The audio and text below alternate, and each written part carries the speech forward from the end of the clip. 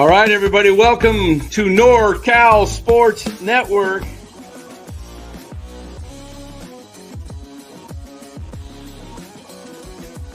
And this is the same hat that Brock Purdy's dad wears. Chat loves it when Marty Lurie comes on. Anytime you lose a game this time of year, when you can't go backwards, it's a problem.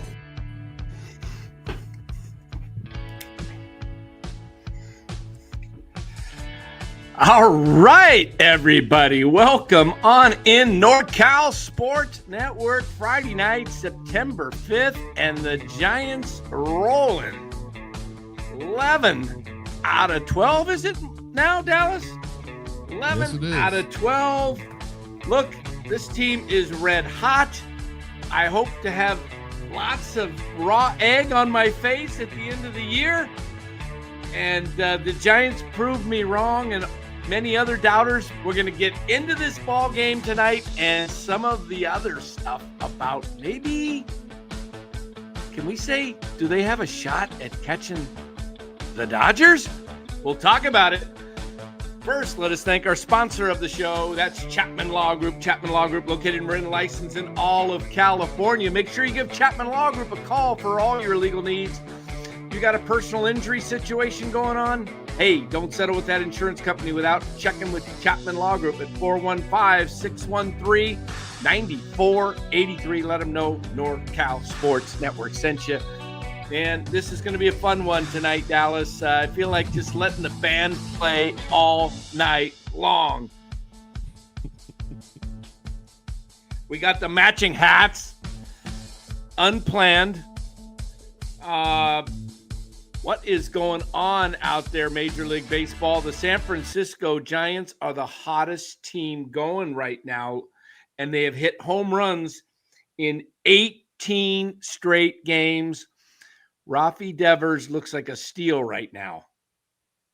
Yeah, I mean he's crazy. I mean he's hit home runs in 4 of the last 5 games, and he wastes no time. You know, I went to pick up my son at cross country practice, and I was driving home, and the game just started, and Ramos was up, and he got out, and then I started driving more slowly because I didn't want to get out of the car and then have to go in the house and miss Devers at bat.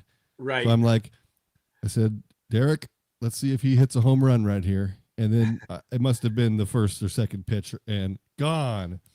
And he thought I had seen heard this show before, like it was a repeat or something.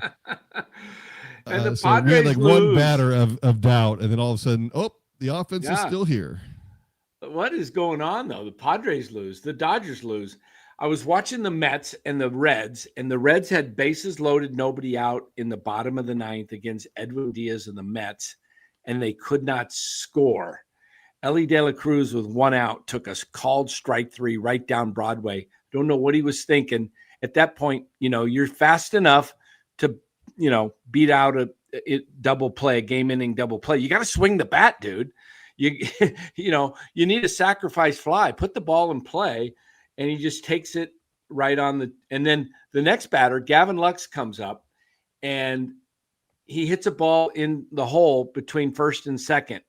And Luis Angel Acuna, I think that's how you pronounce his name, Ronald Acuna's brother, goes into the hole. The first baseman for the Mets, I guess that would have been Alonso, went for the ball, missed it. So Diaz is coming over to cover first. It takes a perfect throw and just by a step gets him. Otherwise, Giants gain another game on the Mets. So it may be that the Giants are chasing the Padres. And, as funny as it sounds, they're trailing the LA Dodgers now, everyone, by 6 games. They do not – they trail the Padres by 4, which seems like, oh, yeah, that's probably easier to get to the Padres. But you have no control of catching the Padres. You got to hope the Padres lose. You actually have control of catching the Dodgers because you play them 7 times. If they can get to, they're within 6 games right now of the Dodgers. And I'm going to just pull up the schedule here.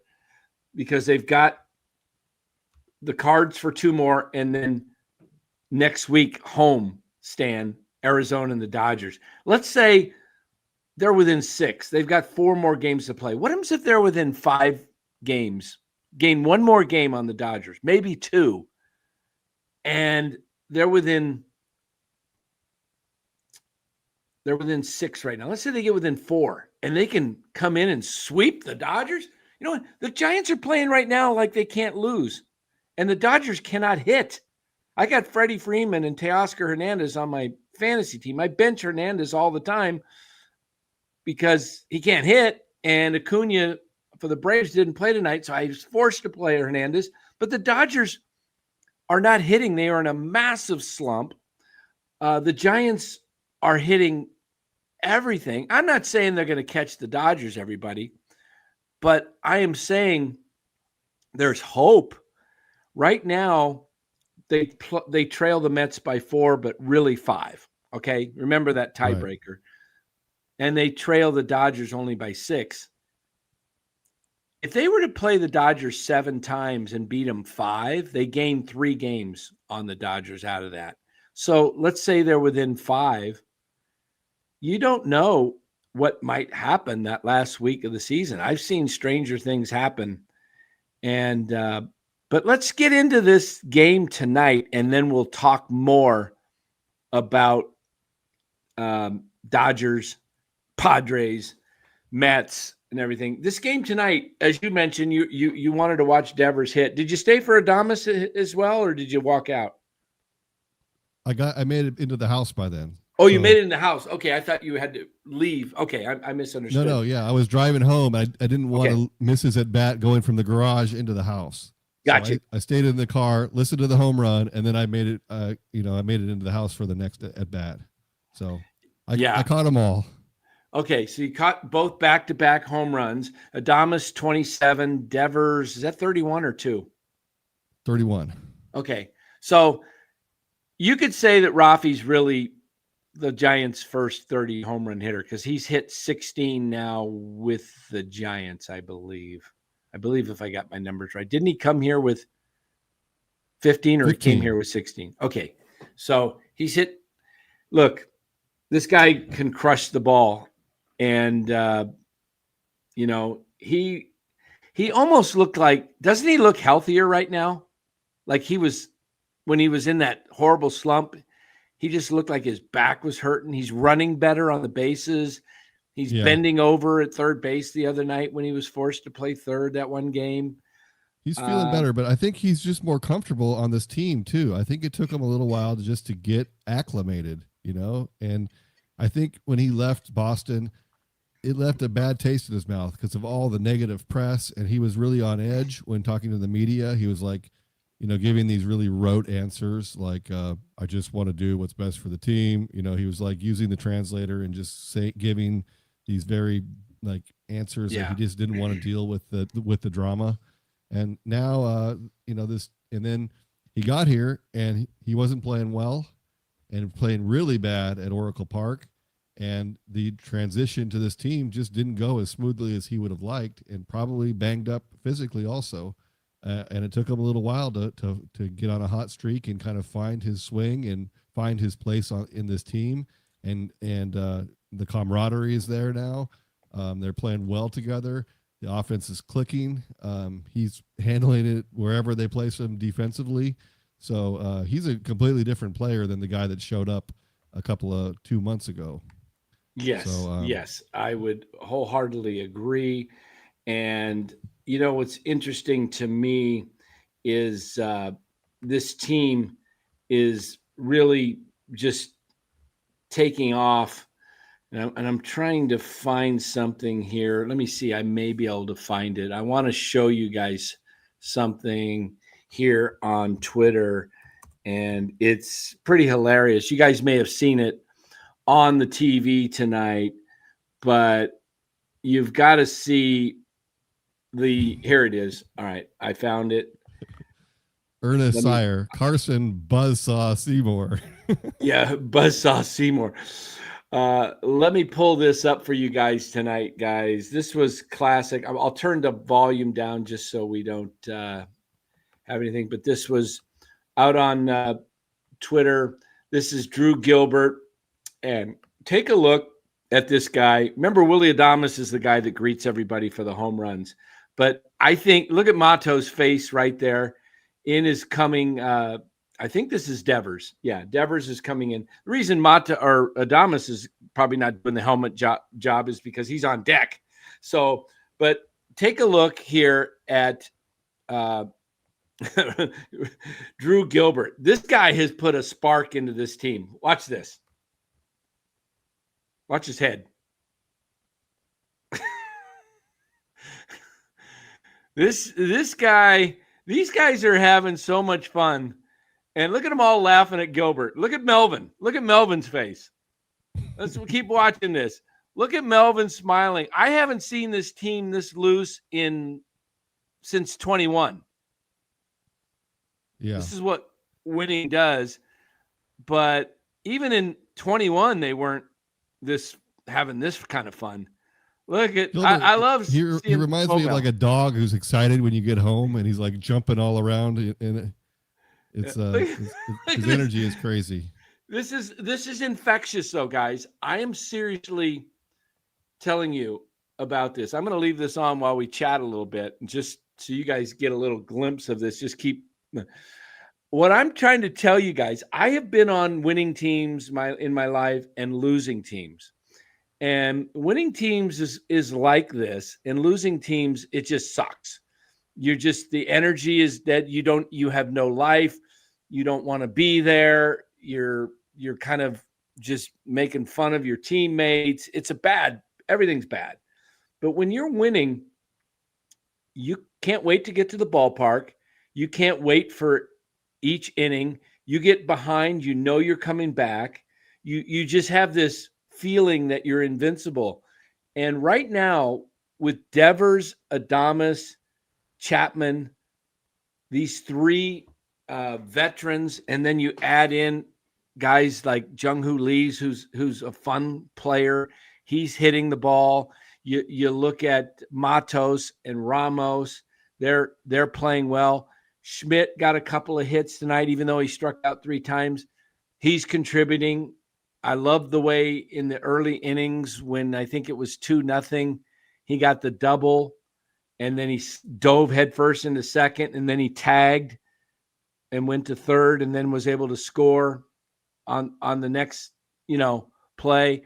They're all starting to kind of click right now. And if I'm Bob Melvin, I'm not going to entertain messing with the lineup, because the lineup is producing. And if you look at the lineup right now, it's Ramos at the top, Devers, then Adames, then tonight it was Dom Smith, then Chapman, Lee, Schmidt, Gilbert, Bailey. I think Matos will be in there tomorrow. I'm assuming that they're and this is, I have not heard this. Maybe somebody else has heard this. There is the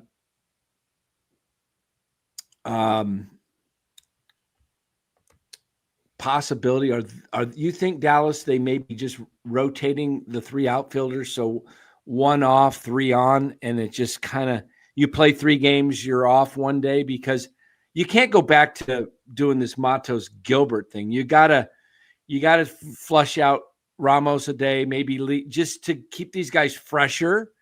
I agree.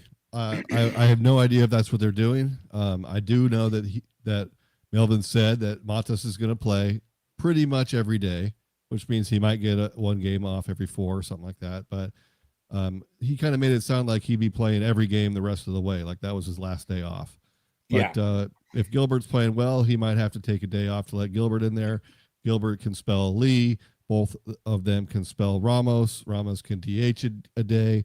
Okay. We haven't seen that yet, because they don't want to, sit Ramos on the bench for some reason. But I think Ramos needs a day off. Look, Acuna But took a day off tonight. He was in an 0 for 20 streak, and hey, everybody needs a day off now and then. yeah, but they're all just producing right now. So whoever is taking a day off, the other guys are stepping up. So it's not like there's guys that you are going to miss out on, and then they could always come in later in the game and pinch hit and pinch run and play defense and however you want to work it. So, but I do think we'll be seeing a heavy dose of all four of those guys in the outfield the rest of the way. Yeah, NorCal fan brings up a good point here. So they need to look for help this offseason in right field, second base, and catcher, or do you let what they built go for next season? Well, this is only 12 games, all right? They've played 140 plus already. I think they played now 141 after tonight, right? I think they got 21 left, if I'm not mistaken. What's their record, 72 and 69? Yes. Okay, so that's, 141. They got 21 left. No, I don't think you said on this, unless the Giants, out of these next 21 games, they win like 18 and they somehow capture the division, go on to the playoffs and go deep into the playoffs. Then you look at, well, maybe this team's finally gelling, and you say, okay, we've got ourselves a team and we just need to add. You never sit on your laurels. You always want to improve. But sure. And plus, Wilmer likely will not be back, whether he goes the rest of the way on a hot streak or not. I don't think they're going to bring Wilmer back. So you have a spot, that's one guy on the 26 that you can fill. And then you've got Koss, you've got, who else is on there? I mean, they may want to bring Dom Smith back. It's going to be a log jam there at first base. Yeah, you got Eldridge coming next year too. You never know. And you got a backup catcher. You need an offensive catcher no matter what happens. So, you got the kid that they got in the trade for Duvall from the Yankees is supposed to be a pretty good hitting catcher. I don't know much of his defense. I haven't heard much there. There's no glowing reports there. But I think you got to look at this and say that, first of all, I want to say, I'm excited. It's great to see 11 out of 12. It's great to see 18 straight games with home runs. They could tie the record tomorrow of the franchise. It's great, all of this, but it's possible, guys, that it's still too little too late. And odds are still against them. I mean, they still are 5 games. Well, 4, they're really 5 back of the Dodgers too, because the Padres, because they lose the tiebreaker to the Padres. Padres beat them 10 out of 13, which is ugly. Think about this. Somebody sent me a tweet the other day. I think it was John Anderson, who follows me on Twitter, said if the Giants had just won 4 more games against the Padres at the time, I think it was, if they had, their records would be even. But the Padres won 10 of 13. So the Giants are technically 5 games behind the Padres. They're technically 5 behind the Mets. And they're 6 behind the Dodgers. There's only 19 games left to play, everybody. So I do not want you to get this. Their record against the Dodgers, they're 2-4 against the Dodgers. Correct. They have to go 5-2 in the final 7 to win the series. They go 4-3. They win 4 of 7. Dodgers win the series.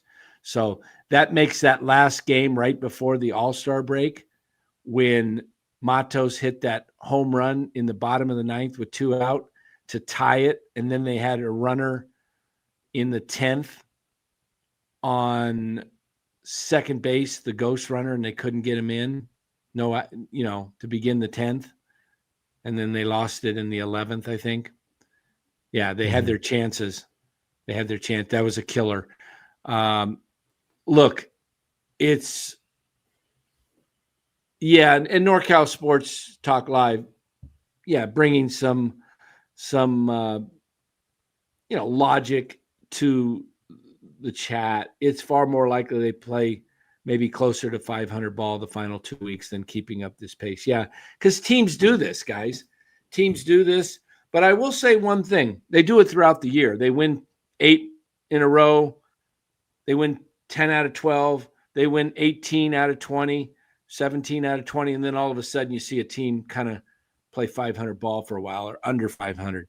But I will say this. The Giants have made some gallant strides down the stretch in September over the years. 2010, 1998, even 1997 when they caught the Dodgers, won the division.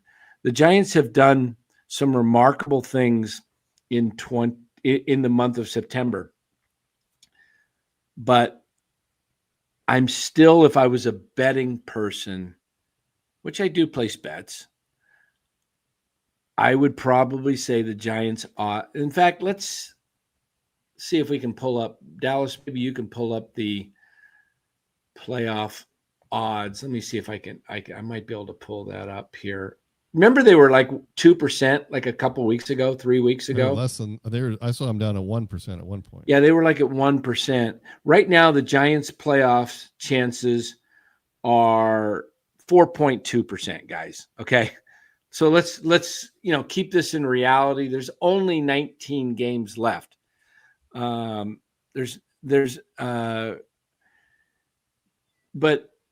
Johnny says, Dan, if you're going to go out winning no matter what happens. I agree. You always want to win, but if they go out winning and fall short, I don't want this to be a mandate for the Giants to say, hey, we don't need to do nothing. This team look at how we finished. We're the favorites going in. We were the best team in baseball in the month of September. We'll just we'll roll it right back and we'll go right back where we started. Look, this team played for the better part of 130 games under 500. Mm-hmm. Okay. So this is a great hot streak. I see value in Devers. I see value in Adames finally putting it together. Chapman is going to do Chapman-like things. He's going to have games like he did the other night where against Colorado where he hits 2 homers and hits a double off the wall, and you think, man, this guy's the best hitter in baseball. And he's going to right field. He's smacking the ball. And you love that about Chapman when he gets hot. But you also got to realize that Chapman's a 240 hitter that strikes out 25% plus of the time, and that's his career. And he's going to go through hot streaks where he doesn't strike out a lot and he hits the ball with authority, and you love that. But this team is still built where they strike out way too much. And when they get into the playoffs, if they were to by chance make the playoffs, it's not going to be easy because you're going to start facing good pitching. Think about the pitchers they've been beaten up on recently. Nothing. I can't remember the last pitcher that you go, oh, wow, we beat that guy. It started in Milwaukee, this streak. Can't remember who they beat in Milwaukee, the last 2. They did get to the closer of Milwaukee, drawing a blank on his name, tall dude, McGill. They got to McGill and they beat a good closer, but then McGill days after that went on the IL. So was he hurting when they beat him? Point is, they're doing great. Yes, they beat the Cubs. That's right. They beat the Cubs 3 straight. And, hey, look, Giants are playing the best baseball that they've played without a doubt since 2021. Without a doubt. Right now, this last 12 games, they're playing the best ball they played since 2021. And right now, they're the hottest team in baseball, and they look invincible. But for 7 weeks, they played the worst team. They were the worst team in history. Correct. At home, where they lost they got shut out multiple series, and they just were completely inept offensively. So as quick as this game it can change, you could have a stretch where you're prolonged stretch where you are just hapless at the plate, and then you turn it around and you're the best team in baseball for 10, 12 games, 2 weeks. And It's crazy. You just have to hope they can keep this going. Did you see Kyle Freeland tonight? No, I pitching did against not. San Diego? No. He pitched 8 innings, gave up 2 hits, and struck out 10 against the Padres. So Hey, he only threw 8 pitches against the Giants before he got kicked out, and so he could come back on really short rest and pitch tonight. And then he did the Giants a pretty big favor by just roasting the Padres. Yep. Aaron says, I'm staying cautiously optimistic. The Giants have been nothing but a big tease this season. Absolutely. Giovanni, I'm going to give you your 1 minute of fame. If that makes you feel good, you can have a nice evening. Y'all called me a clown for supporting this, and the wins and losses are looking very silly right now. Mark Graves, Dan Lou, where are y'all at? Well, I'm right here, Giovanni. Where were you during the losing streak? Clown. Called you a clown again. Where were you during the losing streak? You didn't come in. You're what we call a fair weather fan. You're not a real fan, Giovanni. You don't show up when they lose. You only show up when they win, and you want to gloat. If they don't make the playoffs, come back and come back into the chat again. You're always welcome. But be consistent, Giovanni. Be consistent. All right. There we go. Yeah, exactly. Of course, Giovanni comes in now. Come on, Giovanni. Everybody knows your shtick. You're not. And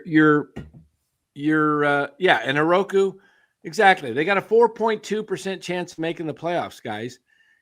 You guys realize if the Giants lose about 5 games, they're in trouble?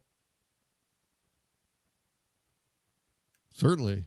But if they don't, they have a chance. If they keep playing like they have the past 2 weeks. But they got 19 really games. Do you think they've won 11 of 12? Okay. Mm-hmm. Do you think out of the next 21 games, they go 17-4, for example, and they finish right now? They have 71 wins. 17 would give them 88 wins.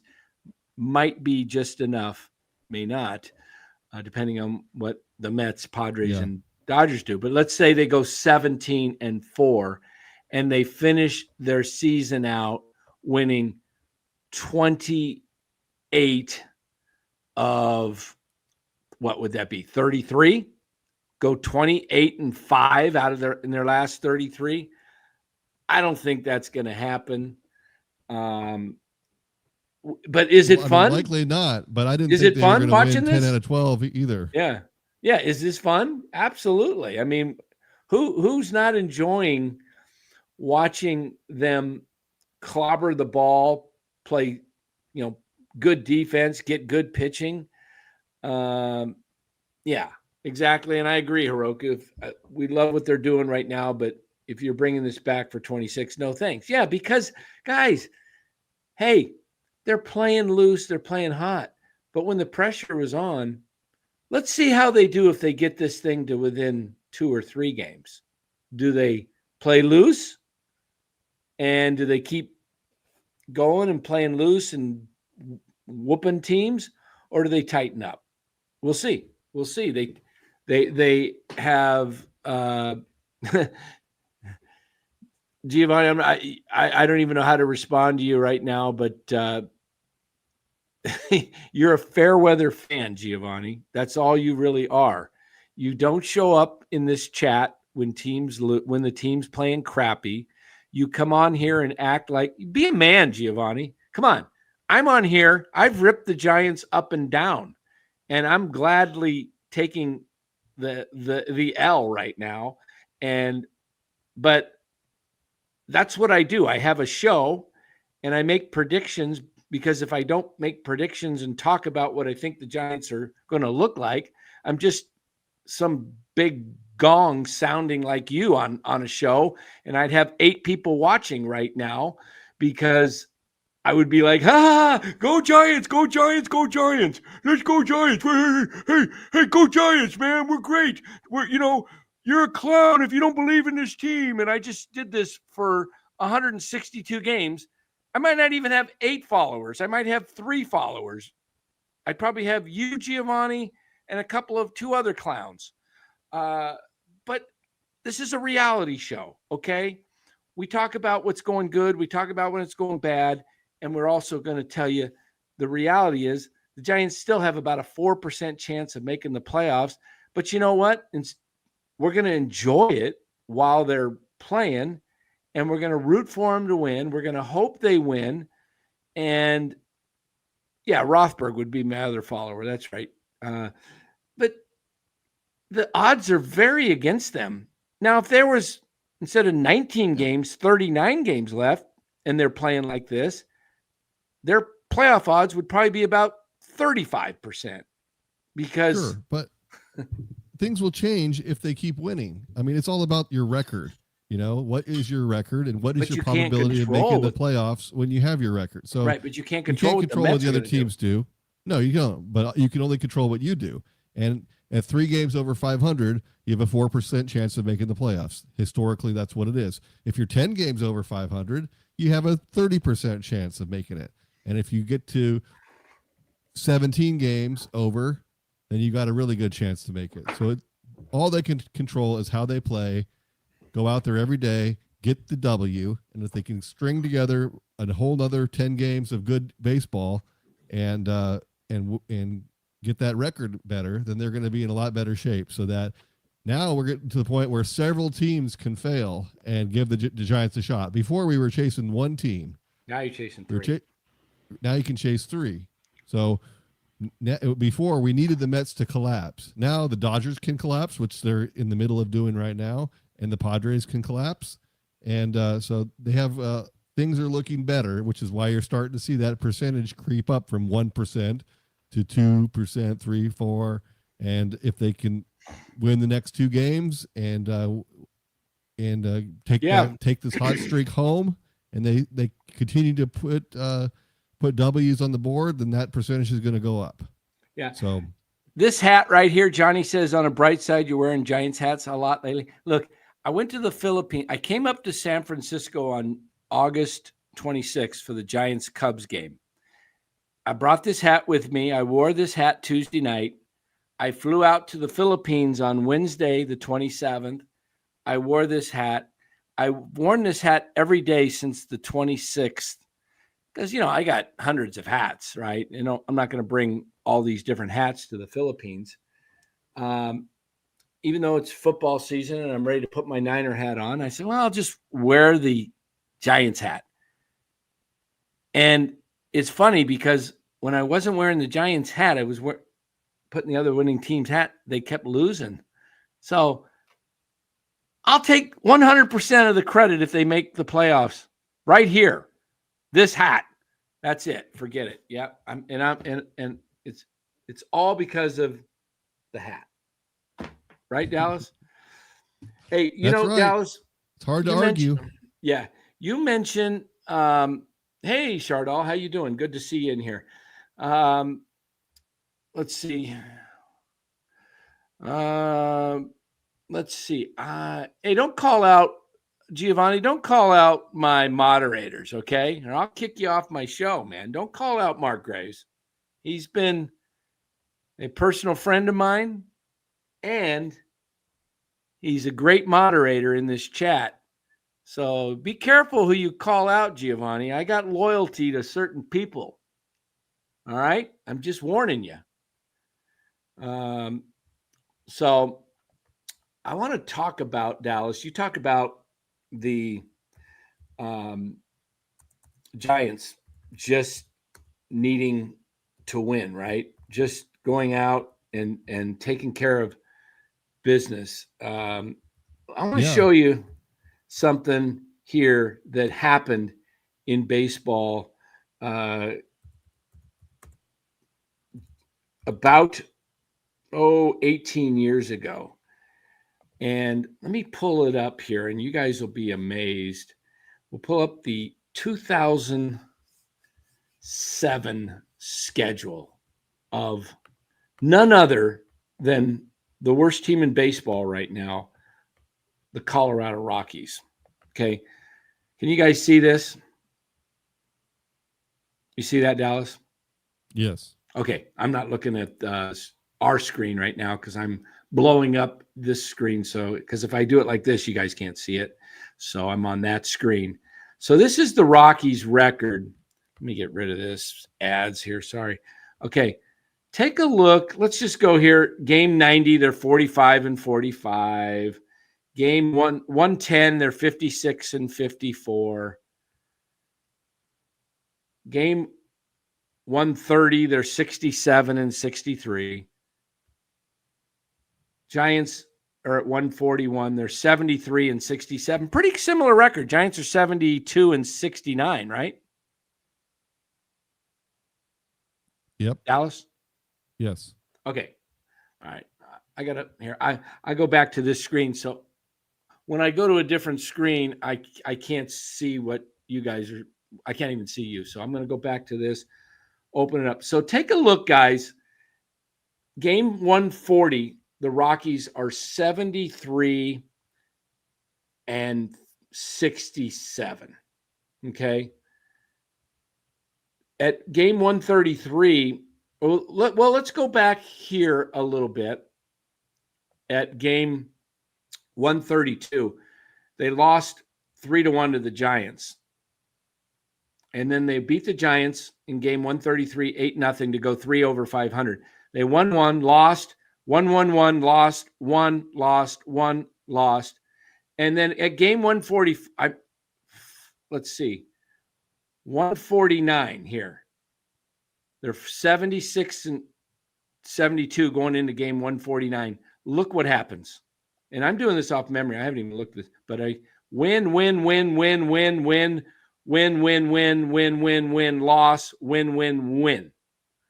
So they were 76-72 and finished 90-73. They went to the World Series that year. In fact, I think they, in the playoffs, I think it was 1 round or was it 2 rounds? But whoever it was in the playoffs, I don't think they lost in the National League playoffs either. And then they went to the World Series and then they got swept by the Red Sox. But they won, how many is that to close the season? They won, let's count them. 1, 2, 3, 4, 5, 6, 7, 8, 9, 10, 11, 12, 13, 14 of 15 to close out the season. Okay. They got super, super hot and it carried them. That's what the Giants basically are going to have to do to get to the playoffs. They're doing it now, but they were so far behind the 8 ball that they have to keep doing it. That's what makes it harder. You can play pretty dang good baseball for 20-game stretches where teams historically win 80% of their games, 16-4. Some teams will go 18-2, win 90%. But when you start having to do it for 35, 40 games, really, really hard. Really, really hard. And the odds are just not in the Giants' favor because they don't have the pitching right now.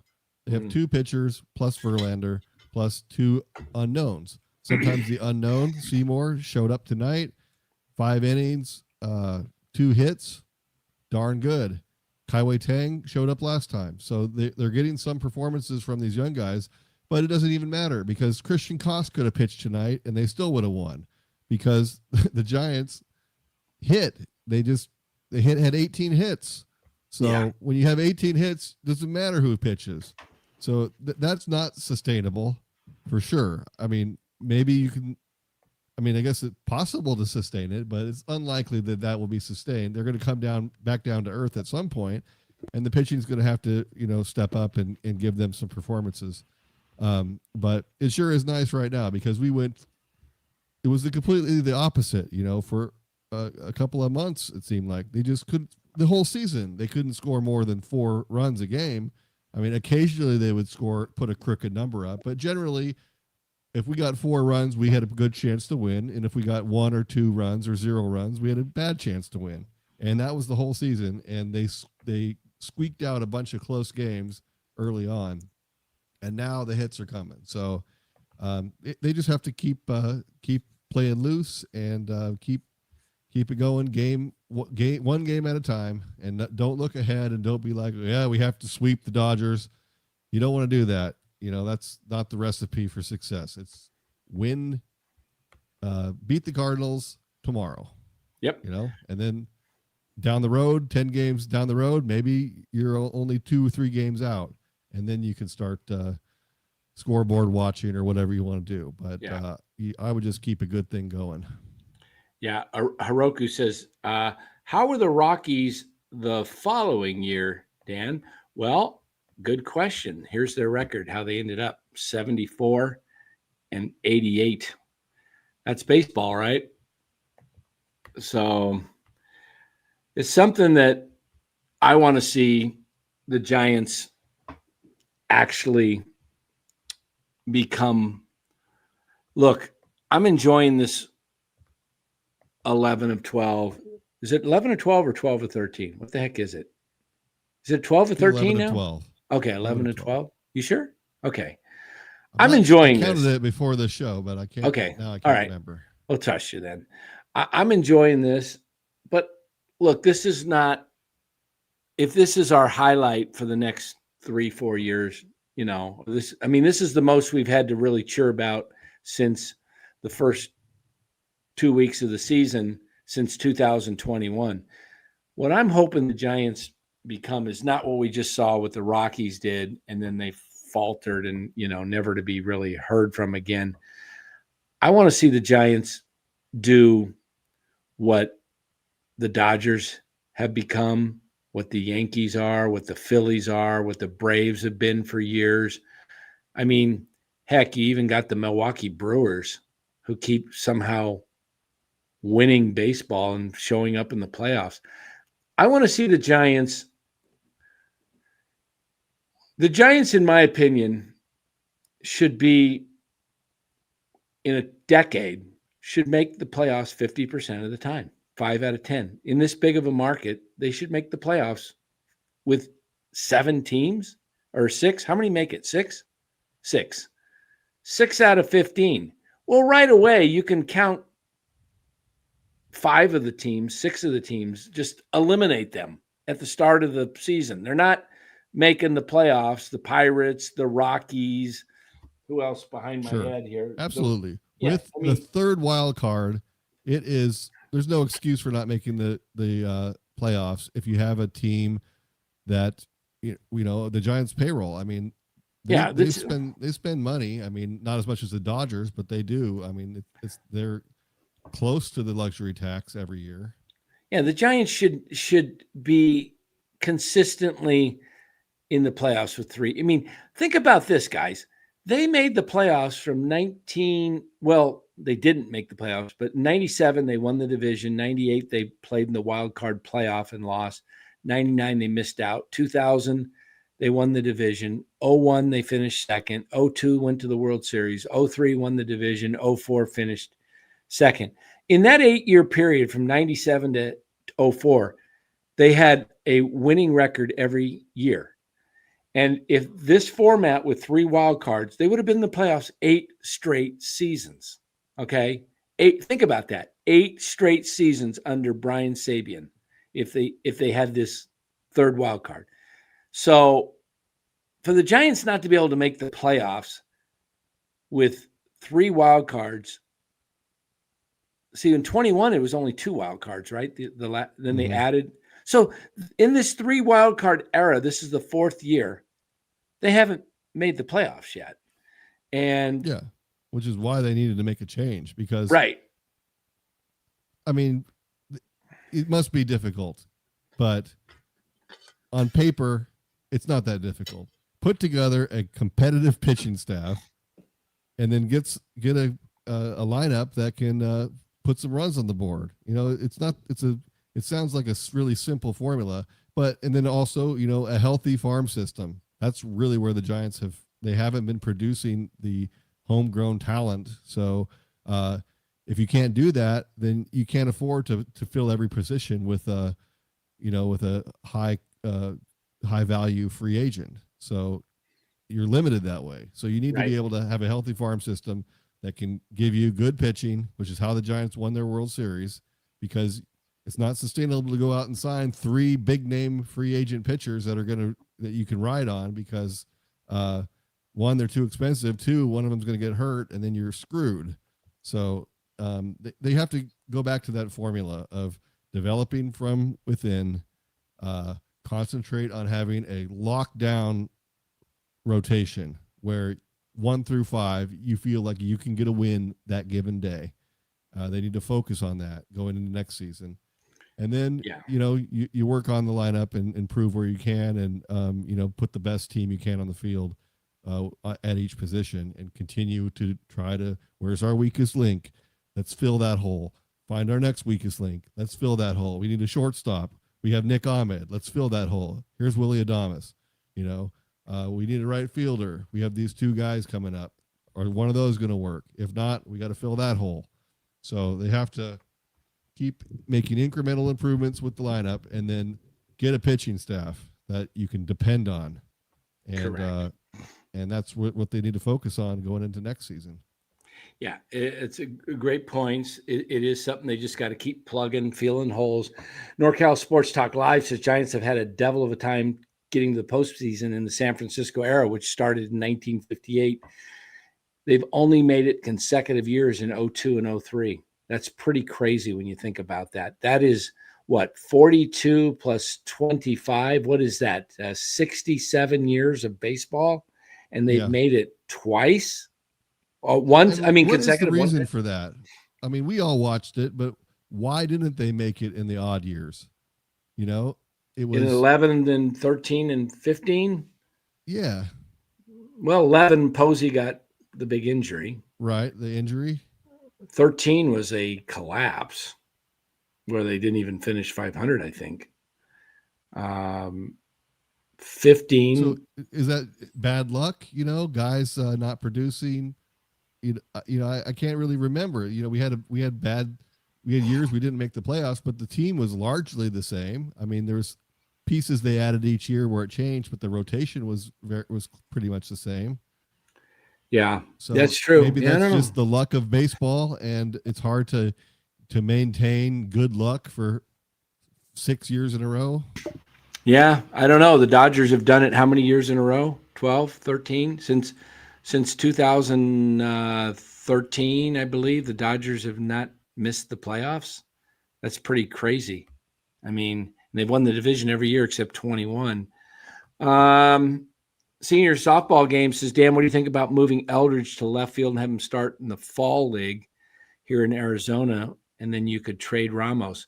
Well, I have no problem with definitely giving Eldridge some outfield experience, especially here in the Arizona Fall League. I think it could really benefit him. It gives the team more flexibility.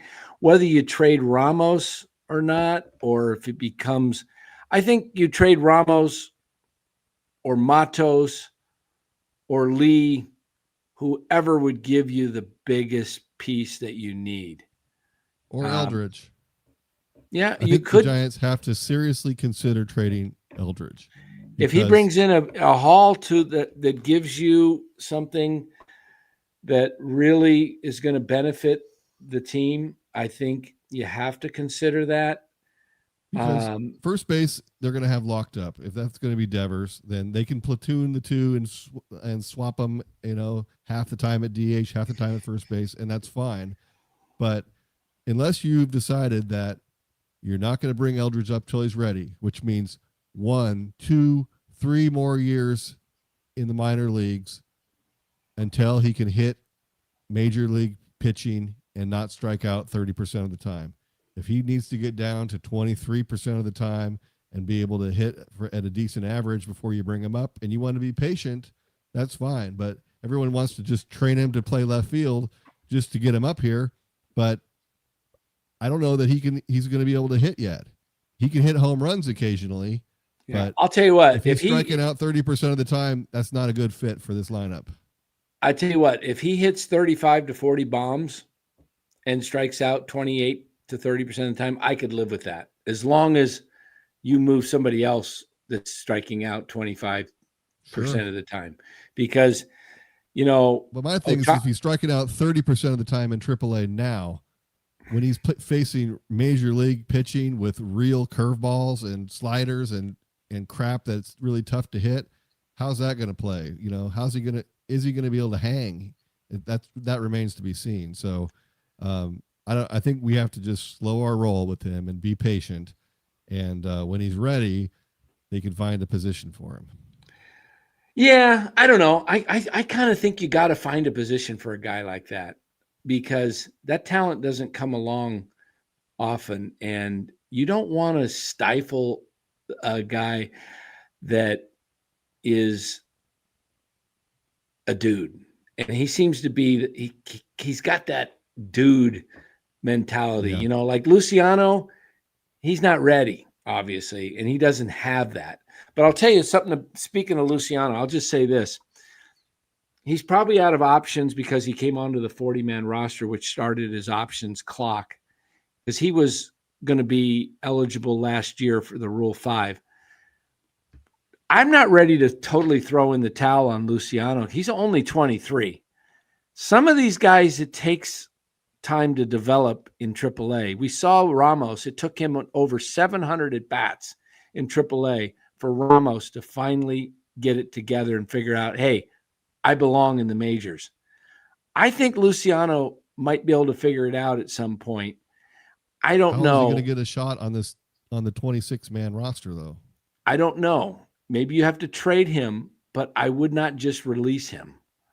I would not just. Sure. I would, if I think Luciano is a guy that has got raw power. He hit a ball, they said the other night, over 500 feet. Yeah, I saw that. I heard that. Yeah. I don't know how you hit a ball over 500 feet, man.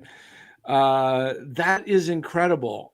I just think the Giants would be, he's 23. Okay. We've just heard of him so long that we're kind of losing patience, because it's like, but he came up when he was just a teenager. 16. He was 16.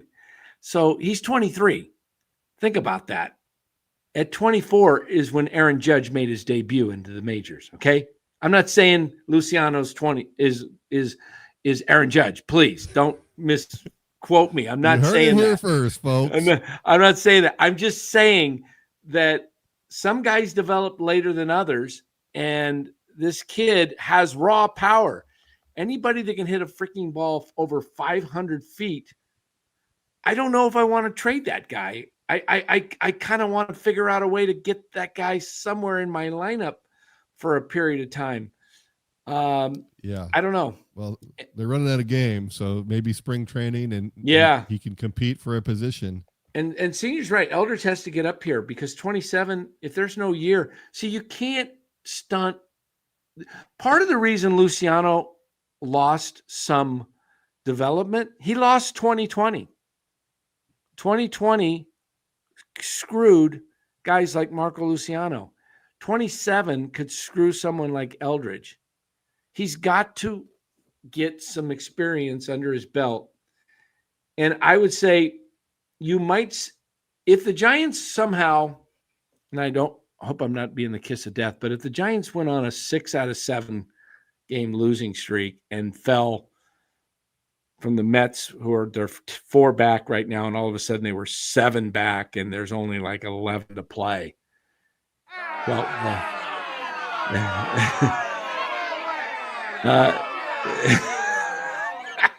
crowd is getting roughed up here. You might see Eldridge for 10 games, if just to give him a little. Yeah. If they fall out of it, maybe we'll see him. Right. I want to get this comment up here because he is a member. Chardal's been a faithful member. What happened to his? There it is. Chardal, 13 months. He says, "Hi, Dan and Dallas. How are you two gentlemen doing tonight? And I really love the show. And you bring the fire. Go Giants and go. Let's sweep the Cardinals." All right. Thank you for your comment, Chardal. Thank you for your membership for 13 months. Chardal. We'll leave that one up there for a while. Here's for Chardal. There we go. Yes. When the Giants come to town, it's bye, bye,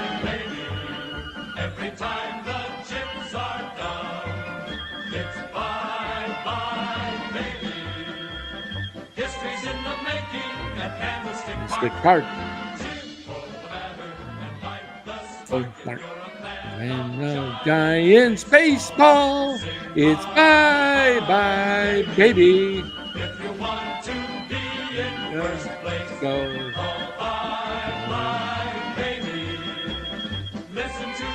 Giants on KSFO.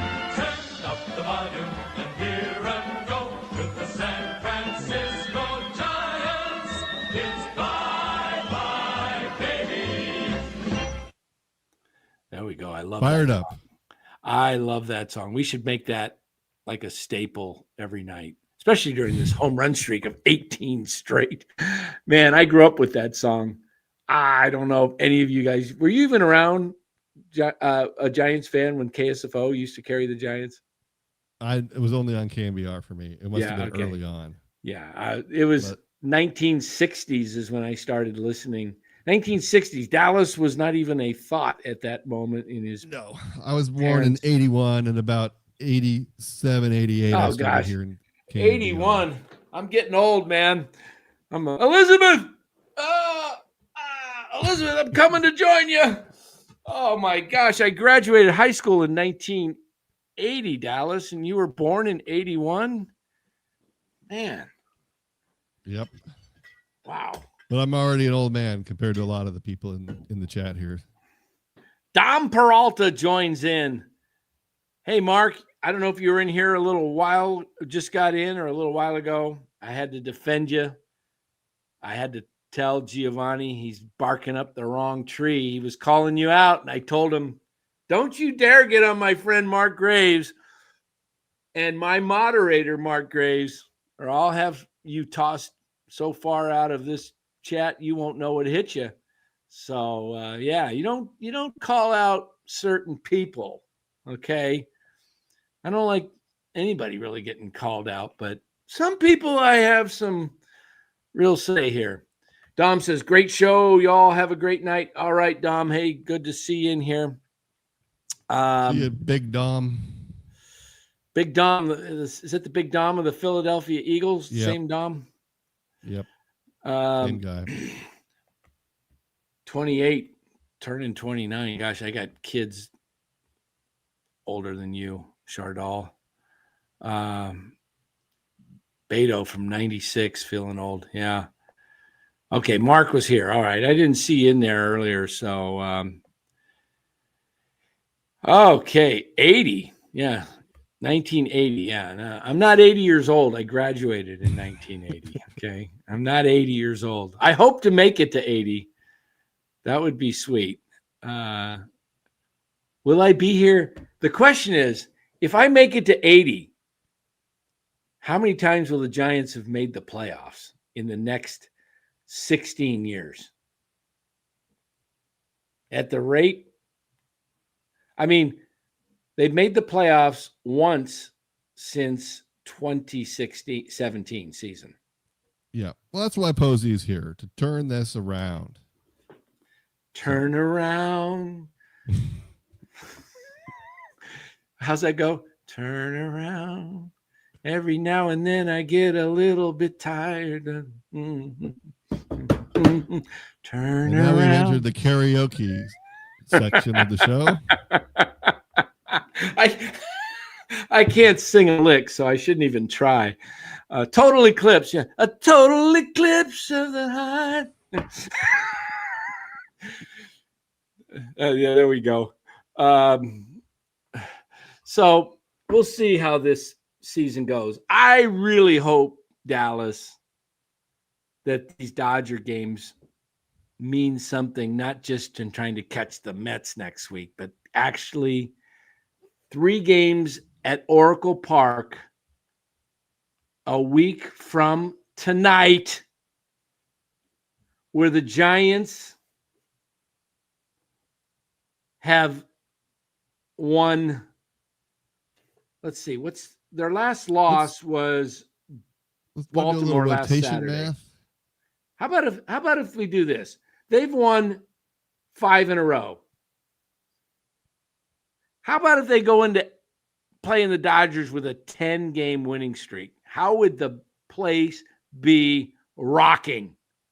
I'm telling you, there would be 40,000 plus fans in there, standing room only, with a 10-game winning streak. If the Giants go into the Dodgers with a 10-game win streak, they trail the Dodgers by 6 right now. I'm confidently saying they would be within at least 4. That would be Yeah. great. That would be 5 more games. And I think, it's a little early right now to start looking, but if the Giants do business here in St. Louis and come home Monday night, we may have to start looking at Dodger games schedules and start looking at who they play, because the Dodgers are on a free fall right now. They got swept by the Pirates. Yeah, I know. And now they lost to the Orioles. Yeah, I mean they're scuffling. I mean, by the time the Giants play them, maybe they'll have turned it back around. It's going to be, but it would be great if they could have a prolonged losing streak here. If we do the rotation math, though, we got Verlander tomorrow, and then Kaiwei Tang on Sunday, and then right? Webb, and then Webb against the D-backs, and Ray versus the D-backs, and then we'll get them both against the Dodgers Saturday and Sunday. And then Seymour against the Diamondbacks on Wednesday. They'll day off Thursday. They'll go Verlander. Thursday. They'll go Verlander, Webb, and Ray. Yeah, that's what we want. Those are the 3. They're going to go Verlander, Webb, and Ray. And then, you know what? They will go. Wow. Let's see. Hold on. Webb, 1, 2, 3, 4. Then they go to LA the following week, and it'll be Webb and Ray to start the series. That's how it's lined up. That's how it's lined up. Dang, we're going to get Webb is going to pitch game 1 in LA. Then he's going to go 1, 2, 3, 4. Then he's going to pitch Monday against St. Louis the last week at Oracle. 1, 2, 3, 4. And then he's scheduled to pitch the last game of the season. You could bump them up because they got a day off on Thursday, the 25th. You could, if they could bump up Webb and Ray to pitch the last game. You could go Webb and Ray the final 2 games if those are needed. If you need it. Yeah. If you need it, and if you don't need it, and if you happen to be in a playoff spot, I mean, you probably just go for it. You don't want to. Once you start saving a pitcher for the playoff, then that's when things start to go sideways on you. So you guys want to hear something crazy? You want to hear something crazy, Dallas? They got how many games left? 19? Did 21? We see 21? What are we doing here? Let me look here. 3, 6, 9, 13, 16, 19 plus the 2 in this series, 21. Yeah. All right. 21 games. Let's say the Giants just lost 2 more games, and they were to anybody but the Dodgers. They would win this division. Yeah. That's how, you actually. That would be crazy. Yeah. I mean, this is a little bit of hyperbole, a little bit of, I'm going to call timeout, NFL. I get my whistle out. You got a whistle on your little deal there? No. I got a whistle on here that's here. This is an actual basketball. When I used to ref basketball, it's one of those really good whistles, but I'm not going to do it because I will freak out Buster. And probably freak out your microphone. Yeah, and there's Buster right there, guys. He's hey, Buster boy. He's tired. He spent, when I was in the Philippines, he spent a week with another dog. They house sat. He went over to their house. They wore him out. The dog wore him out. So anyway,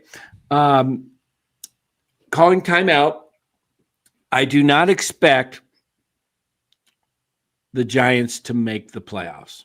Okay, I've said that from day one. I said I predicted 86 wins. That looks like getting closer.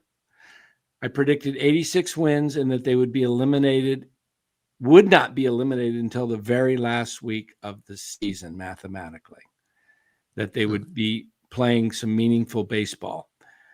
You didn't expect them to make the playoffs, and you still don't expect them to now. Right. Because if and you I'm did, hoping you should be going and placing some wagers. You can get very good odds on them still. Right. I am hoping they make the playoffs. I actually have a $5 bet for them to win the World Series. I did this just kind of jokingly. I'd win $500. I'd win $500 on that $5, by the way, because the odds were ridiculous. But let's just assume that they've got 21 games left, and let's say they go 12. Let's say they go 13-8, or let's go 14-7. Let's go all out. Let's go 14-7. I'm being overly realistic at this point based on their schedule. So 14-7, that would give them 85 wins, right? 86. 86. Okay. And they fall 2 games short. Yeah. And then we feel like, okay, got something to grow on. Giovanni, I'm about ready to toss you out of my chat again. Because you failed English, didn't you? Comprehension. Look at what he says there. See his words? I'm rooting for the Giants to fail at this point. Unbelievable, folks. I'm rooting for here I am talking about. Unbelievable.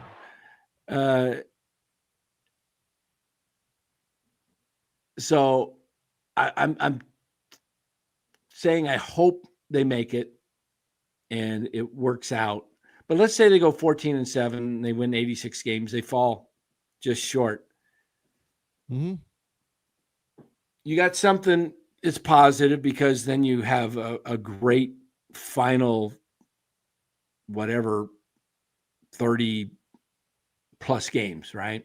Where they're playing really good. But what do you do next year?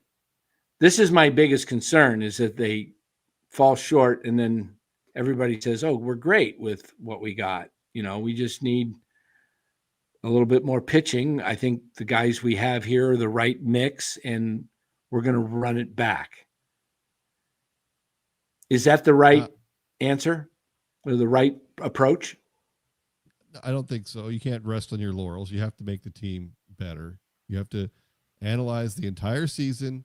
Don't do it like right after the last game and start making decisions, but take a couple weeks off, assess things, and look at the entire season as a whole. It had a hot start. It had a hot end. In the middle, you had a large stretch of 500, and then you had a stretch of horrible, the worst baseball you ever seen. And that was this season. So you can't just base it on the final stretch of games. You have to take the average of the whole thing and assess your team. By the end of the year, you're going to see batting averages. You're going to see, the stats of the players throughout the whole season. And those are the stats that, represent the whole thing.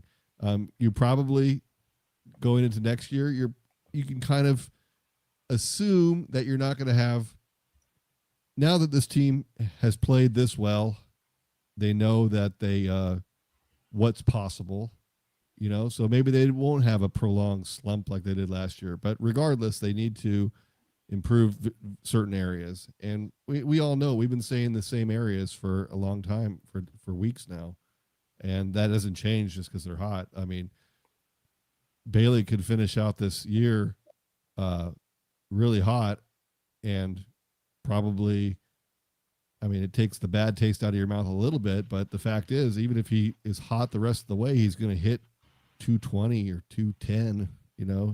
What's he at right now? It's still very low. He got 3 hits tonight. 3 hits 219. he's up to 219 after 3 hits. Yeah. What is That's not good enough. what is Adames hitting right now? Adames hitting 230. Okay, how about Chapman? Chapman's hitting 234. How about Lee? Isn't he over 260 now? 267. Nice. And Ramos? Ramos 269. And Devers Devers? 270. Devers is 264. How about Schmidt? About 235?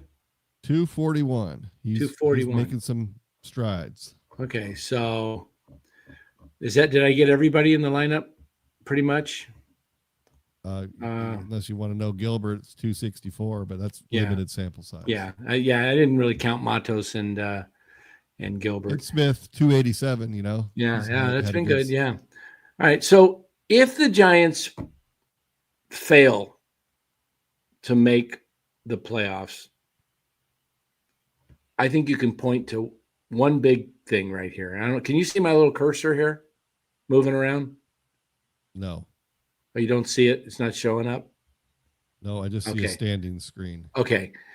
I don't have a thing. I wish I could circle it, but it's this home record right here. Oops, blew it up too much. This home record of 35 and 34. The road record's fine. You can live with 37 and 35. Remember, the goal is play 500 baseball on the road and win 49 games on the road at home. And if you did 49 out of 81 games, that's 600 balls, basically 60.4%, almost 60.5%. That's what you want to do. 49 games at home plus 41 on the road wins you 90 games. They screwed this thing up when they lost that 0-6 homestand, and then they came back and did 2-7. They were 2-13 in 15 games at home. And that's just, imagine if the Giants, instead of went 2-13, just even went 7-8. 7-8. Now they're 5 games better, and they're now 77. Yeah, they'd be knocking on the door of the playoffs right now. They'd be 77 and 64, a game behind the Dodgers. If they just played a little bit closer to 500 ball at home against crappy teams.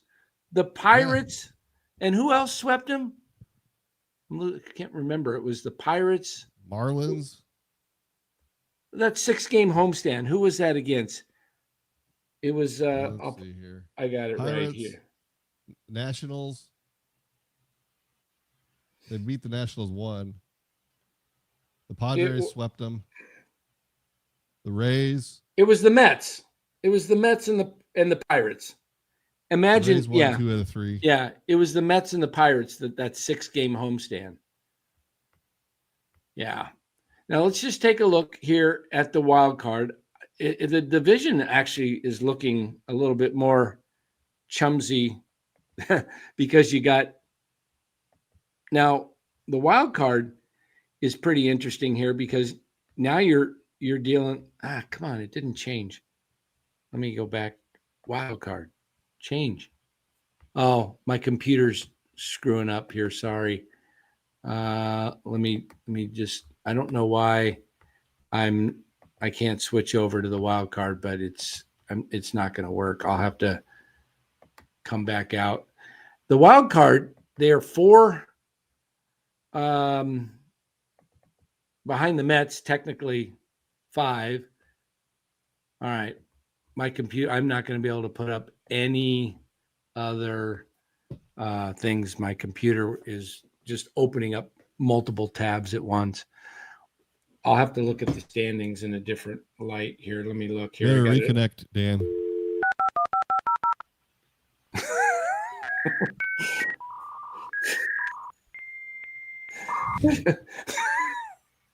Well, I just need turn around. All right.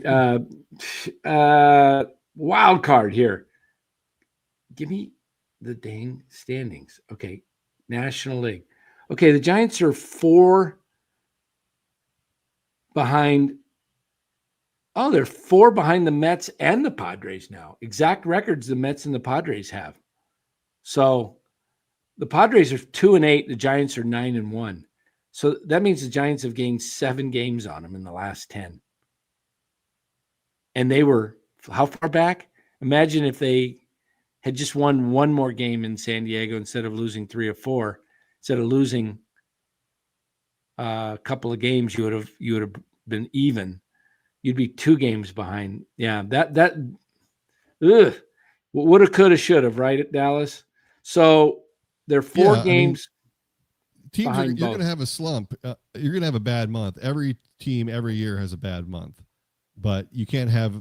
It was like a double whammy. They had like a prolonged slump where they were bad for a couple of months, or good chunks of. They ended up August at 500, but they were really bad for the first half and really good for the second half. So just a stretch that long, you just can't. It's hard to maintain. Yeah, exactly. I'm just going through the chat here, see if I got to take care of anything.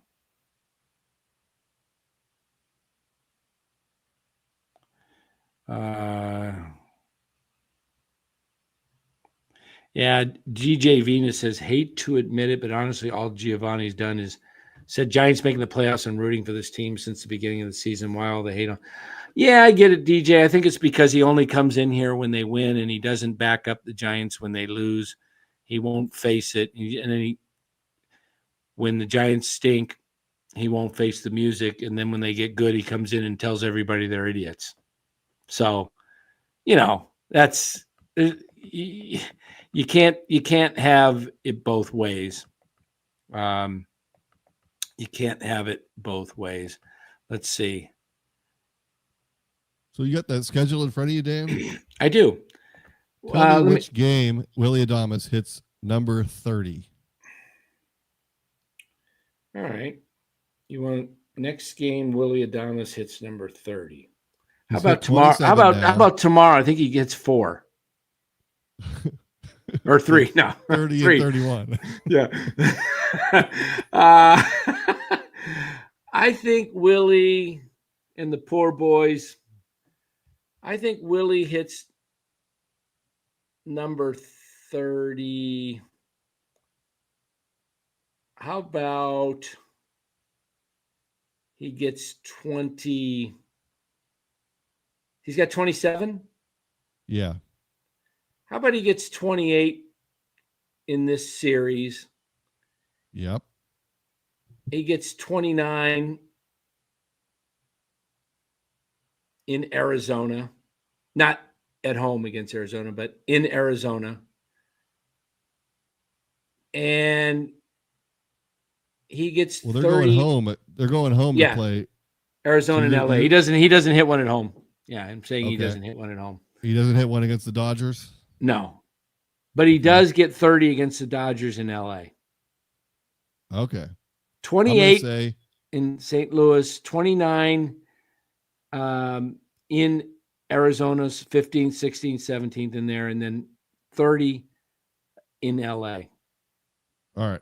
He's hot right now. I'm going to say he gets 28 in the next one of the next 2 games in the Cardinals in that small bandbox. Yeah. He gets 1 at home against the D-backs, and then Friday night against the Dodgers at home under the bright lights. Number 30. Okay. Friday the 12th of September. I'm going to mark that down. down. He's on pace for maybe 31 homers right now, 32 possibly. That would be one heck of a second half. He was maybe one of the, I would say, for his position and what he was paid and who he was, he had one of the top maybe 10 worst first halves of baseball. Of named, guys that you would expect to have not, to be decent. He was just awful. And so what he's doing now is remarkable. Hopefully he hits 30, man. That would be cool. Now, let me ask you this. If Devers when Willie hits 30, let's say Devers ends with 36 and Willie ends with 31. But is Devers the first guy to get to break the 30 streak, or is it Willie? Devers can't do it because he hit 15 somewhere else. So it doesn't count if he hits 36 and he gets 21 of those in San Francisco. No, You're not if he counting hits that. 45, it counts.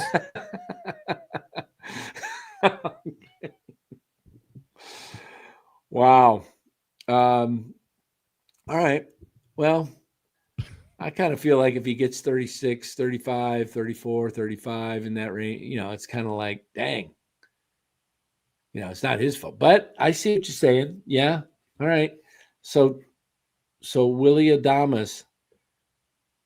Now, if Willie ends with 29 and the Giants tie the Mets, but they lose out on the tiebreaker, or they tie the Padres and they lose, are the Giants snake bitten if Willie just ends up with 29? And then they trade Ramos in the offseason or something, and they have 29. I don't see it happening. Another 29 by tomorrow. Another left fielder starting next year. Now that would be bad. Now the way that happens is if Ramos, if he gets hurt, then he doesn't. I don't even want to say those words. He could not be there in left field next year, or they could trade him. But I just don't see them doing that. Homegrown guy, still very young. Yes, he has his defensive mishaps. Yes, he's a little bit of a liability on the base paths, but he's been a consistent hitter all year long. Yeah, I love Ramos. I'm a Ramos guy. Okay, look, if you ask me, who are my dogs that I'm going to war with? It's Ramos, Matt Chapman.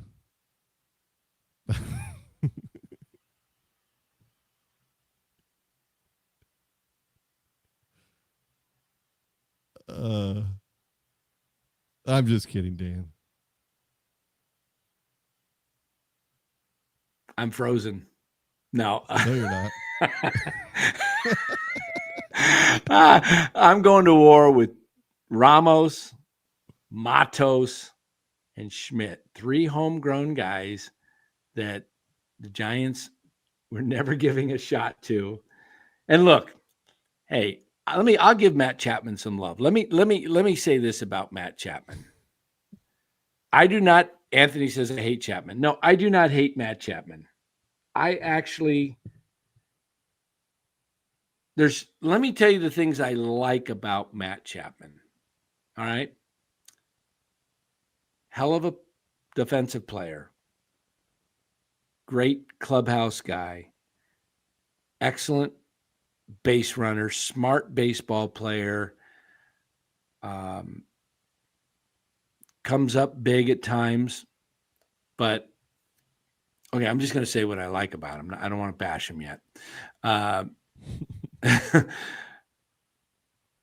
like the fact that he has a golden retriever. All right. He has a golden retriever. He's a dog lover. He loves, hey, you got a golden retriever, you're a good human being. He's married with a child.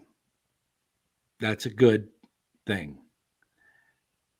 He has a disability, Tourette's syndrome, that he was bullied as a child. And I have compassion for people that have disabilities or get bullied. And I'm happy that he's been successful in life, and all those idiots that teased him in grade school. Matt Chapman, I hope you have to go up to him and ask him for a loan someday. Yeah. So those are a lot of things. Let me get out of the way so to make room for the butt. Yeah. Those are a lot of the things I really like and respect about Matt Chapman. The only thing I have against Matt Chapman, and it's really not even his fault. It's more the Giants' fault because they have him in a position to not be as successful as he could be, because He's not a middle of the order guy that carries a team. He's a 6-7 hitter in where he should be hitting. And then if he struggles down there, you don't get so upset. But the fact that he comes up so often with runners in scoring position and he strikes out a lot, or he doesn't even move the runner along, he gets into these prolonged streaks and he has his whole career. And that's my thing with Matt Chapman. Not that I can't stand the guy. I root for him, okay? I think he's a good man. I just don't think he's the savior of a lineup that the Giants, Right. and it's better now that Devers is here because Devers can take that load. And Chapman When Adonis could is be hitting, and then if Eldridge comes up, then he's going to be the 7 hitter. Yeah, the 6, 7 hitter. and that's perfect. Look, the guy's, you cannot argue that he's one of the top 10 defensive third basemen of all time in the game. He's that legitimately that good. You cannot discount what he does on the defensive side of the ball. He's phenomenal. And he's adequate in the lineup, just not in the 4 or 5 spot. Okay. Just don't put him there. And I'm fine with him. I actually like it. I think they've moved him ahead of Casey right now because Casey was slumping. But I think he's, with the Giants, he's probably never going to hit below 6. Probably not. Maybe if they add more to the lineup, he can go to 7. Exactly, Beto. Just because you're criticizing somebody doesn't mean you hate them. It's his favorite player.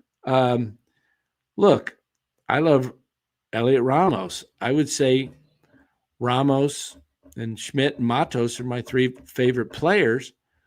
But I've been very critical of Ramos this year. Defensively, he's been atrocious.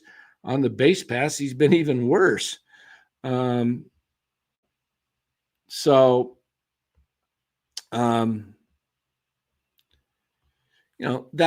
the thing. And NorCal fan says the only problem with your argument for Chapman Dan is the Giants have Schmidt.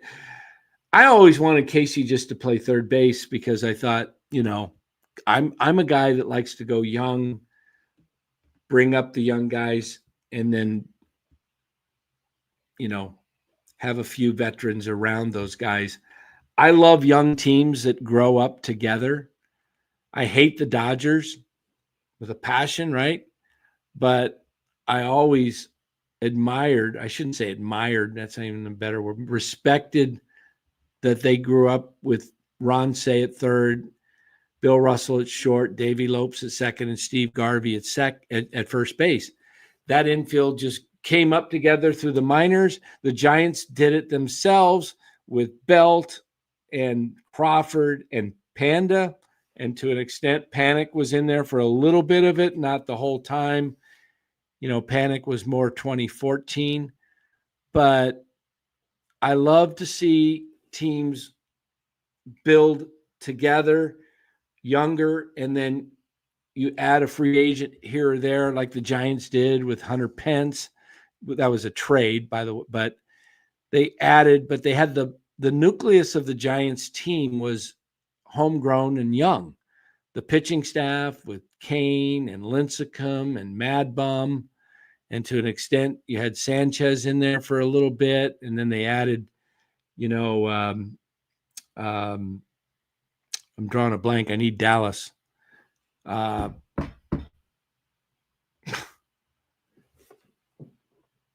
guy that some think should be our pitching coach.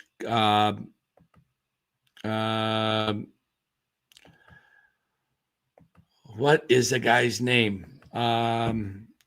Vogelsong. Thank you, James. Vogelsong. Yeah.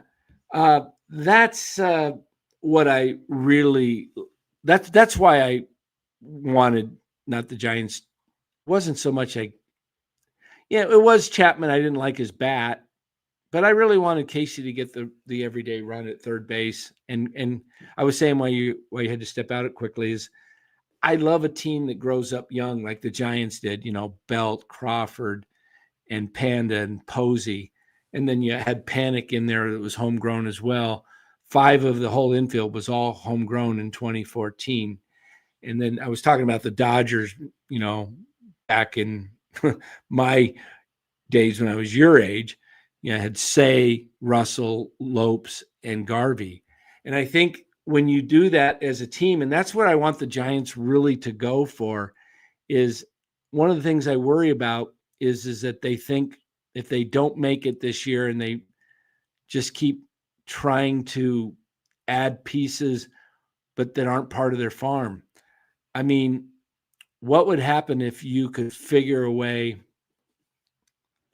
to, what happens if Luciano really got to be hitting and you got him to be able to play a good second base and you can move Schmidt over to third one day and you had Adames and then you had your outfield of, let's say you had Eldridge and Lee and, you had Ramos and Matos all together. You got Gilbert. I don't know where you put all these guys, but if you could really build these guys up, that is the way out of the perennial fourth place.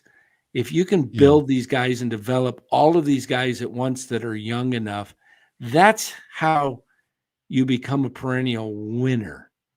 And I'm not saying, it doesn't look like there's much opening for Luciano and they may have to move off of him. But man, I'm telling you, I would hate to give up on a guy with that much raw power that's still 23 and now he's figuring it out. He may have just been too young for AAA and it fooled him. And it's taking, because he didn't even have a great first half in AAA, but they're saying now that he's really starting to tear it up and he's hitting for better average and he's striking out less and he's swinging at better pitches. And he's, you saw the maturation of Schmidt over the last year with his pitch selection. Now tonight he struck out 3 times, but you start to see a little growth. And I think that's where the Giants, if they want to, they got to get off this mindset that we got to get to the playoffs and we got to buy ourselves in. And then they fall just short. And then they keep trying to buy themselves in and they don't develop their young guys. The Giants have enough young guys that they can actually, in 2 to 3 years, with the guys that are coming up, Johnny Level and Jesus, Gonzalez, the kid, he's probably 4 years away, but they have a nucleus that can start to grow. Right now, you've got, think about the outfield. They got 4 outfielders that might be able to be everyday players. Then they've got Eldridge in the wings, and then you've got Schmidt on the infield. That's 6 players, and then you got Devers. That's 7. Your really only big hole is Bailey. Mm-hmm. And I think Bailey can actually hit 230, 235 if he would just concentrate and bat left-handed and work on that and master that. Quit trying to hit right-handed. Yeah, but, they signed the backup catcher, whatever his name is, that's complaining about the malpractice. Who's that? Oh, Murphy? Murphy, yeah. Is he complaining about malpractice? Yeah, you missed that when you were out of town. But what there was a happened? big article in the Chronicle. Malpractice against the Giants or against base? What? Against the Giants, yeah.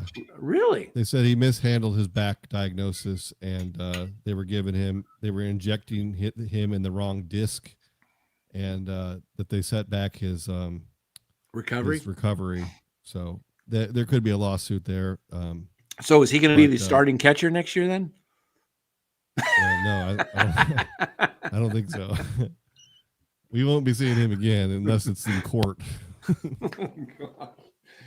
Man, maybe so they got the wrong disc.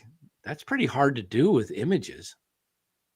I don't know. I don't know what's true and what's not. And there's definitely some sour grapes there because, he, didn't go well, but he did get $8 million, and He's that's probably kind of asking nice. for another 15 to 20 for his career. Oh, for sure. Yeah. You got to ask. You got to shoot high. Ask Chapman Law Group about that. Yeah, maybe he should be working with Chapman Law Group on that. They might be able to. I wonder. He'll probably get something. He'll probably get something Oh yeah, because probably. I mean, if they did mishandle his, I mean, look. I had back surgery, and I'm 64 years old. All right, I had back surgery on June 19th. I could not walk from May 9th to June 19th because I was in so much pain. I was doubled over, and the disc was on my nerve, sciatic nerve, and was killing my whole leg. I had the surgery, and the pain was gone the first week. Now, it took a few weeks to recover. I mean, what are we now? September 5th. So I don't know. What am I, 10 weeks out? I'm 64 and I'm feeling pretty good. So whatever they did, they screwed it up, because it sounds like to me, because if he had a disc problem and you went and had it surgically fixed, an athlete at 30 years old should be fine in 6 months to a year Yeah, max. we don't know what his exact problems were, and what the nerve issues are, and who knows. Backs are tricky. Yeah, I'm with Aaron. Go ahead and inject my wrong disc for $8 million. I'll walk doubled over for a month or two. Absolutely, give me $8 million. Anyway, so he's not the answer.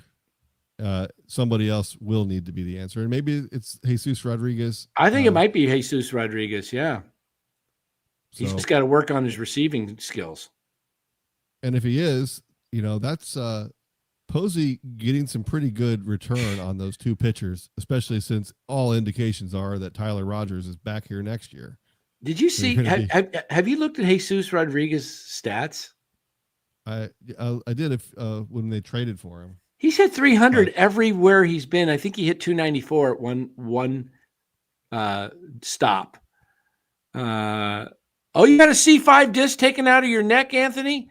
I had there's a scar right here. C6-7. They put an artificial disc in my neck. No fusion. So they took the disc out, and you can just totally rotate now. It's pretty cool. Yeah. Well, final thoughts, Dallas, before we get out of here. We'll be back tomorrow night. Anyway, guys, Giants take on the Cardinals again, same time tomorrow. Actually, an hour earlier, 4:15. Yeah. 4:15 game time. We should be coming on tomorrow 8 or 8:30, I would say. So that we'll be here tomorrow night. But and then Sunday we got NFL football. Is McCaffrey going to play, by the way? I'm hearing he is. Yeah, sounds like he is. I drafted him. He better play. I also drafted Xavier Worthy, who went out thanks to Travis Kelce tonight. Thanks, Travis, for maybe screwing my fantasy team week 1. I got 0 points out of Xavier Worthy. Jeez, I tell you, I don't even know why I play fantasy football. It happens all the time. Injuries, and you get a goose egg. Yep. Yeah, come on over, Mark. Involved. Yeah, come on over, Mark. We'll watch the game together. Game 1. So, anyway, give us your. Oh, we didn't do our players of the game. Go ahead, do it real quick. Who's your 3 players? Every Giant hitter got a hit tonight, so it's hard. You have to it's easier to choose the non-players of the game. Okay. No, I'm just kidding. I will go with what do we got here? let's see. The game has been so long ago now. Yeah. Well, I'll go with Carson Seymour, number 3 pick, Okay. 5 innings, 2 strikeouts, only gave up 1 earned run. Uh-huh. I mean, he pitched well. Who someone called him the buzzsaw earlier. I was not confident going into the game. I did not expect much from him, and so I'll give 1 to him, and I'll give 1 to Lou's guy Tristan Beck. Got his first save, pitched the final 3 Wow. innings. There you go. I mean, we need those. I mean, only 3 pitchers pitched tonight, and that saves everybody huge. for Yeah. going into these next games where like Verlander's it. going to go 5. Kaiwei Tang's going to go 5 if you're lucky, so we're going to need pitchers, and so that helps out a lot. I like it. So I'll go those guys, and then on the offensive side of the ball, You only get look at 1 that now. distribution: 1, 1, 1, 1 RBI, 2, 2. So let's go with I'm going to go Devers. All right. Just So Devers is your star, getting things rolling. Devers is my number 1 star, second at bat of the game. Boom, and it's like, all right. Boom, shakalaka, boom, shakalaka, boom. I like it. I like it. I'll tell you. Oh, Beto just took my 3 guys. I'm sitting here and he just put them.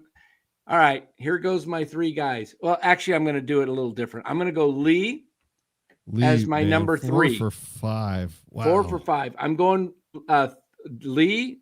And the only reason I put Devers ahead of Lee is because Devers got the big bomb and got the spark going early. And he got 2 hits, 2 for 4, and drove in 2. Lee was 4 for 5, drove in 1. And my number 1 star is Carson Seymour. And I'm going to stop right there at Carson Seymour. Before, as appropriately named by Bake That Dough or Aaron Lost in the chat, it was Carson Seymour Bombs. But Carson Seymour tonight, just a gut.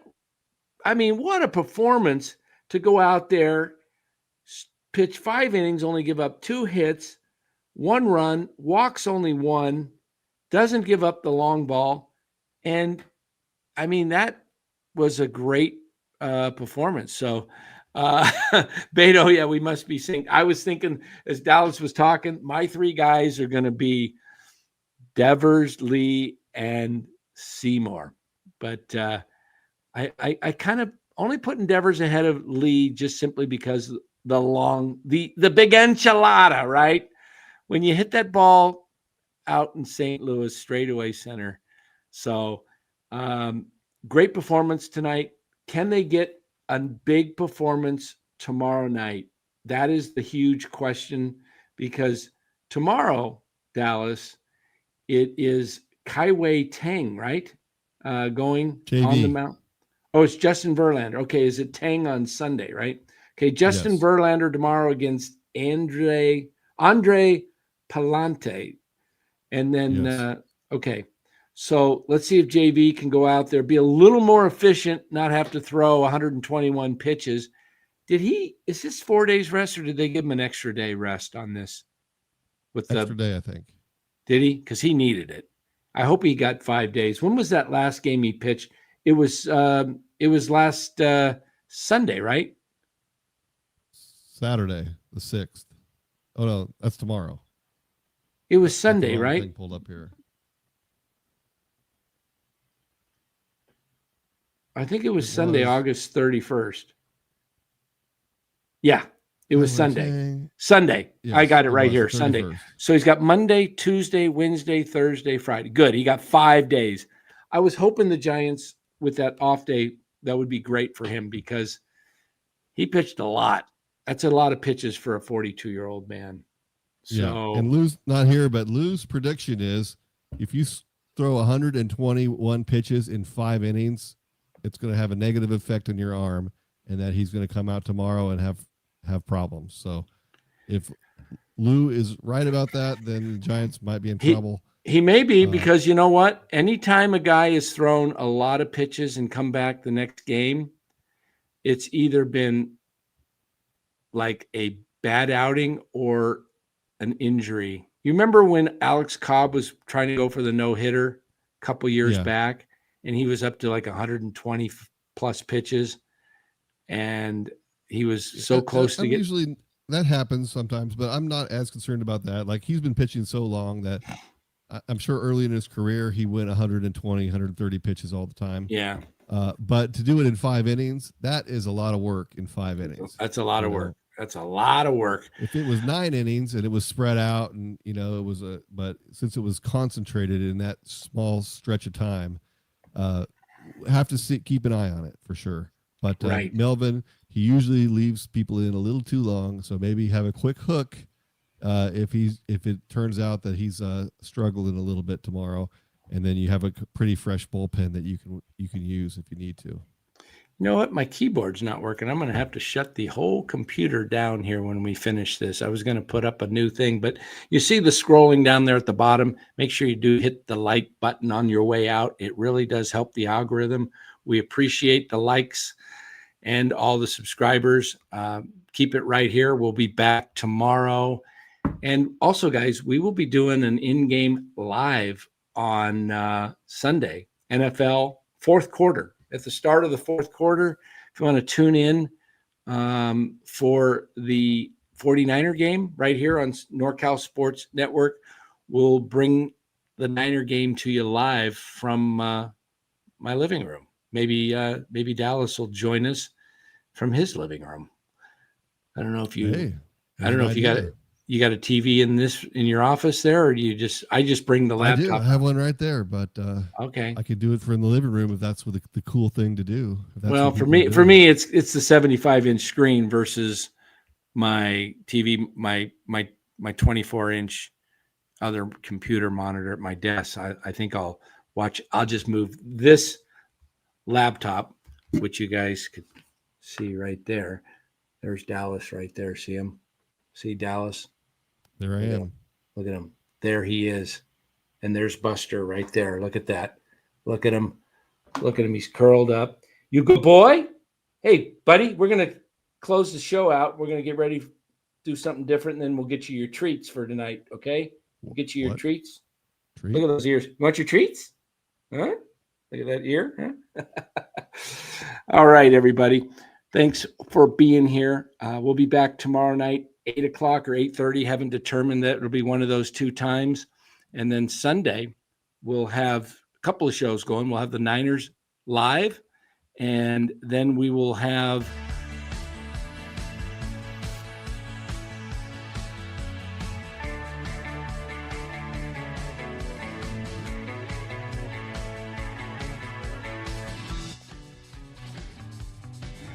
all right, so we'll have Giants tomorrow night, post-game. Sunday, we'll have 49ers in-game live, starting with the fourth quarter. Maybe we'll do it earlier. I don't know. We'll see. And then Sunday night, some hot corner stuff.